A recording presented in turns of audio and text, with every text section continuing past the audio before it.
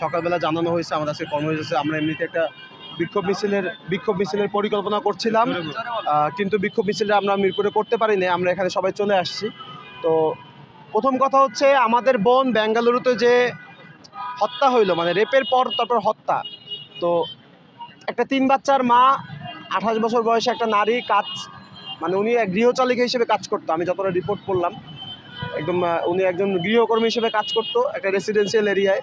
তো ওখান থেকে ফেরার পথে ওনাকে প্রথমে রেপ করা হয়, পরবর্তীতে মেরে ফেলা হয়, পাথর দিয়ে মাথা থেতলে দেওয়া হয়। এবং এটা নিয়ে দেশের কোথাও কোনো কনসার্ন, কোথাও কোনো একটা আমি সভা সমাবেশ, একটা প্রতিবাদও দেখতে পাই নাই। মানে এটা হচ্ছে আমাদের ছাত্র সমাজ থেকে পুরো বাংলাদেশের নাগরিক হিসেবে আমাদের কাছে একটা লজ্জা মনে হয়। আমার নাগরিক হিসেবে একটা লজ্জা, যেখানে একটা 3 বাচ্চা ভাবে রেপ করার পর মেরে ফেলা হয়েছে। তাহলে প্রবাসে আমাদের যে ভাইয়েরা আছে তাদের কোথায়? প্রবাসী ভাই বোনদের কথা এখনো কোনো প্ল্যাটফর্ম কেন বলে না? কোনো রাজনৈতিক দল কেন বলে না? প্রবাসে যারা দিনের পর দিন কাজ করছে তাদের লাইফের সিকিউরিটি কোথায়? ওখানে যে আমাদের ভাই বোনদের যে বিচার পাবো, এর সিকিউরিটি কোথায়? এটা সরকারের এনশিওর করা উচিত। উপদেষ্টাদের অবশ্যই খেয়াল রাখা উচিত যে অন্তত বিচারটা যেন কার্যকর হয়, যারা মারলো তাদের জন্য ফাঁসির রায় যেন কার্যকর হয়। দ্বিতীয়ত, আমাদের বাংলাদেশের হচ্ছে দীর্ঘ সময় যাবৎ, গত 20 বছর থেকে 16 বছর যাবৎ আমরা খেয়াল করছি যে ভারতীয় আগ্রাসন হচ্ছে প্রধান। ভারতীয় আগ্রাসনের বিপক্ষে প্রথমত কথা বলছে আমাদের নাহিদ ইসলাম, ঢাকা বিশ্ববিদ্যালয় 2018 সালে মিছিল বের করছিল।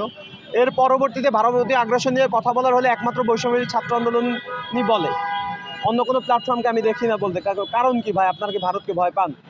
আপনারা জানেন যে যুদ্ধ লাগলে বাংলাদেশের প্রতিটা জনগণ, হিন্দু মুসলিম থেকে শুরু করে দলে দলে একতা হয়ে এই যুদ্ধ ঘোষণা করবে। আপনি দেখছেন সীমান্ততে সামান্য রকম বিএসএফ আর বা বাংলাদেশের বিজিবির পারস্পরিক যে একটা কাঁটাতারের বেড়া নিয়ে যে একটা সংঘর্ষ, এই সংঘর্ষতে বাংলাদেশের প্রতিটা কৃষক, দিনমজুর যারা আছে, নারায়ণ তাকবীর ধ্বনির মাধ্যমে যুদ্ধে নেমে গেছে। তো যখন প্রয়োজন হবে, দেশের প্রয়োজনে আমরা থাকবো সবার আগে। আজকে সকালবেলা দেখা গেল যে আমাদের এক কৃষক ভাইকে ধরে নিয়ে যাওয়ার পর আমাদের বাংলাদেশের আরেক কৃষক ভাইকে ধরে নিয়ে আসছে। ভারতের সাথে এরকম আমাদের কথা বলতে হলে পাল্টাপাল্টি কথা বলতে হবে। আয়তনই সব কিছু না। হাতি আর বাঘের শক্তি দুই রকমের, দুইটা দুইভাবে পরীক্ষা করতে হবে। ভারতের পুষ্টিগত হয়ে আমরা আর থাকবো না। আমরা চাই আমাদের স্বাধীন সার্বভৌমত্ব রাষ্ট্র, আমরা আমাদের সার্বভৌম কায়েম করতে চাই। কোনো একটা বিষয় নিয়ে ভারত কেন কথা বলবে? আমাদের দেশ নিয়ে ভারত কেন কথা বলবে? আমার কথা হচ্ছে এটা। জি ভাই।